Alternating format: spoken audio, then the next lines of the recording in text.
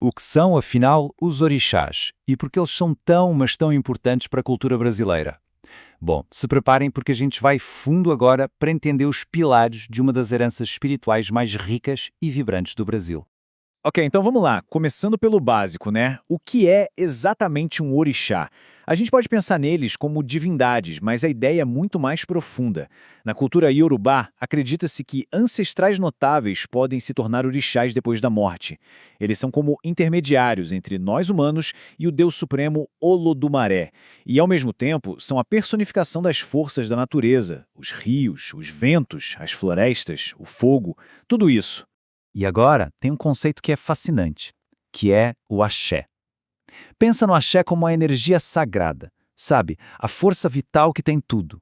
É tipo a força de Star Wars, só que, claro, um conceito muito, muito mais antigo. É o poder de um orixá, a energia que os define e que eles usam para interagir com o nosso mundo. Bom, agora que a gente já tem uma ideia do que é um orixá e o que é o axé, vamos conhecer alguns dos mais cultuados aqui no Brasil. Olha só que interessante, na África existe o culto a mais de 400 orixás, mas só algumas dezenas sobreviveram à travessia forçada durante a escravidão. Vamos explorar alguns deles e desvendar um pouco dos seus arquétipos. E aqui tem um ponto que é, olha, fundamental entender. Os orixás, eles não se encaixam naquela nossa caixinha ocidental de bem e mal. Eles têm sentimentos e características bem complexas, muito parecidas com as nossas. Amor, raiva, vaidade, ciúmes. E é justamente essa complexidade que os torna tão fascinantes e fáceis de se relacionar. Vamos começar com uma figura que é assim central para tudo, Exu. Ele é o guardião das encruzilhadas, das portas, da comunicação. É ele e só ele quem pode levar as mensagens dos humanos aos orixás e trazer as respostas de volta. Sem a permissão dele, sem Exu, simplesmente não há comunicação. Olha só, essa tabela mostra bem o domínio dele. As cores dele, o vermelho e o preto, são super vibrantes e representam essa dualidade, sabe? Vida e morte, dia e noite. Ele não rege só a comunicação, mas também a transformação e a potência. Exu é a energia que bota tudo em movimento. Essa citação, gente, pega bem a essência dele.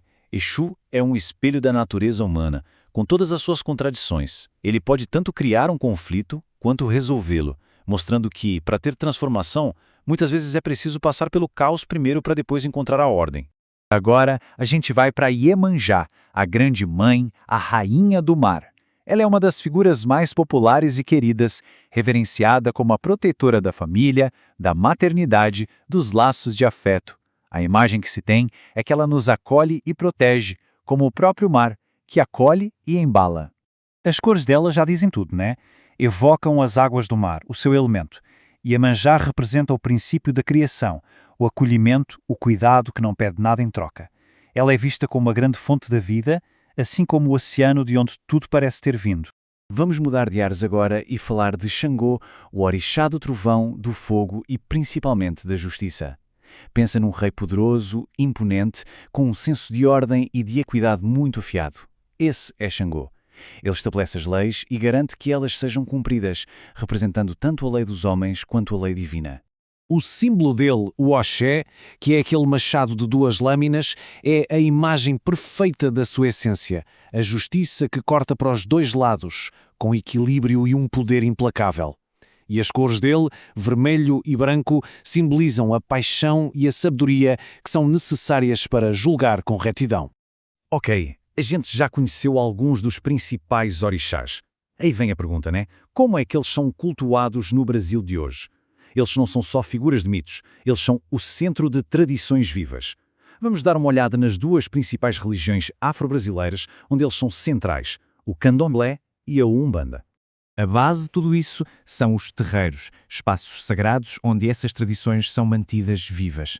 Durante a escravidão, os terreiros eram muitas vezes os únicos lugares onde os africanos podiam praticar sua religião e manter sua cultura.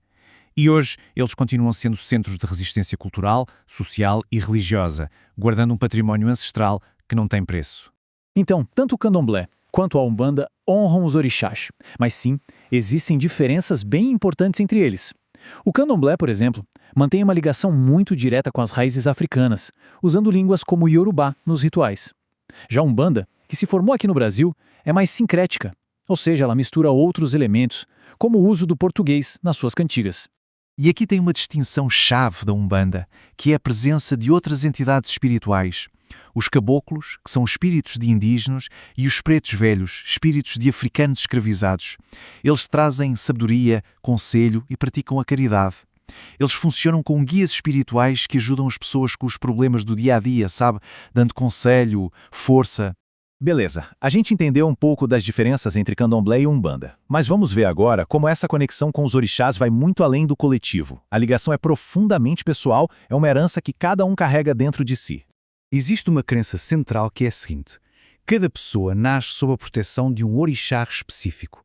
Essa divindade é o dono da cabeça e acredita-se que a pessoa herda traços de caráter, temperamento e até características físicas do seu orixá regente. Tá, mas e aí? Na prática, o que essa ligação pessoal significa no dia a dia de quem segue a religião? Qual é o impacto real dessa herança divina em cada um?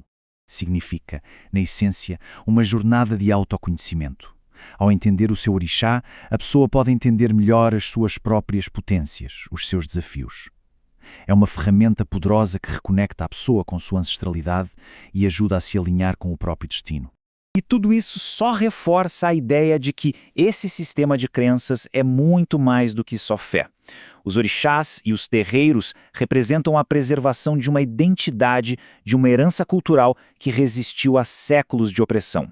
E hoje em dia, muitos terreiros são espaços de acolhimento para a comunidade LGBTQIA+, de combate ao racismo e de promoção da justiça social. Isso tudo nos deixa com uma última reflexão. No mundo que muda ao tempo todo, como é que essa herança ancestral tão profunda continua não só a sobreviver, mas a evoluir e a moldar a identidade cultural do Brasil de hoje? A resposta, ao que tudo indica, está justamente na sua incrível capacidade de se adaptar e de resistir.